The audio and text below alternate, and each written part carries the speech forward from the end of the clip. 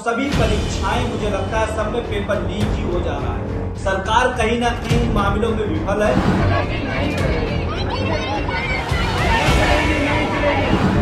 मुझे कुछ समझ नहीं आ रहा। 1563 बच्चे भी थे, अगर ग्रेस मार्क्स वाले तो सीधा 4 गुना रैंक बढ़ गई सबकी।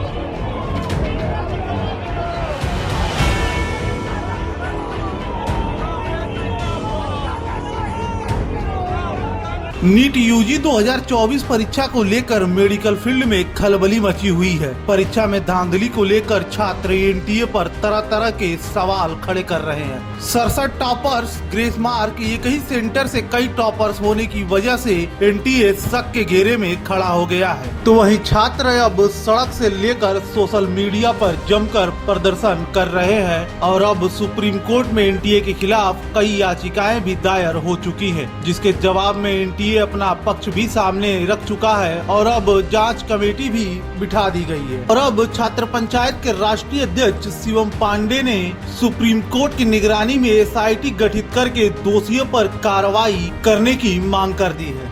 वंदे मातरम साथियों, मैं शिवम पांडे। जैसा कि आप सभी जान रहे हैं कि जिस दिन से नीट के रिजल्ट आए हैं, हम लोग लगातार क्लेम कर रहे हैं कि इसमें बड़ा स्कैम हुआ है। और आप सभी जान रहे हैं कि ये देश ऐसा देश बनता जा रहा है कि यहाँ पे कोई परीक्षा हो और वो सुर्खियों में ना रहे, ये हो नहीं सकता है। सभी परीक्षाएं लगभग लीक ही हो जाती हैं। अगर हम उदाहरण के रूप में देखें तो चाहे यूपी पुलिस का पेपर लीक का विषय हो, चाहे एआरओ का एग्जाम हो, चाहे लेखपाल परीक्षा हो, सभी परीक्षाएं मुझे लगता है सब में पेपर लीक ही हो जा रहा है।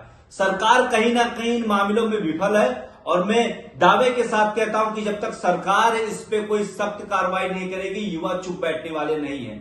एनटीए जिस दिन से रिजल्ट आया, एनटीए लगातार मैं देख रहा हूं कुंभकर्ण की नींद में सोया हुआ है और कहीं ना कहीं ये प्रयास कर रहा है। पहले वो 14 जून को रिजल्ट डिक्लेयर करने वाले थे, लेकिन वो क्या उनके पास मजबूरी थी कि रिजल्ट उन्होंने 4 जून को ही डिक्लेयर कर दिया। इसलिए 4 जून को रिजल्ट डिक्लेयर किया गया कि पूरा देश चुनाव के रिजल्ट में बिजी होगा और उनकी मनमानी चल जाएगी। लेकिन ये युवा है, युवा हमेशा युवा जो चाहते हैं वही होता है और ये सोचे कि चुनाव के नतीजों के वजह से कहीं ना कहीं आवाज दब जाएगी, तो आवाज दबने वाली नहीं है। और मैं सभी युवा साथियों से निवेदन करूंगा कि सोशल मीडिया पे तो हम लोग लड़ाई लड़ ही रहे हैं, अब मुझे लगता है कहीं ना कहीं समय आ गया है कि हम लोग को धीरे धीरे सड़कों पे उतरना पड़ेगा, क्योंकि एनटीए के कानों में जूं नहीं रेंग रही है और उनके कानों तक आवाज पहुंचाने के लिए हम सभी को सड़कों पे, आप सभी से मैं निवेदन करूंगा कि आप लोग अपने अपने जनपदों में निकलें, डीएम के माध्यम से प्रधानमंत्री को ज्ञापन दें और सभी लोग अपने अपने जनपद में जब निकलेंगे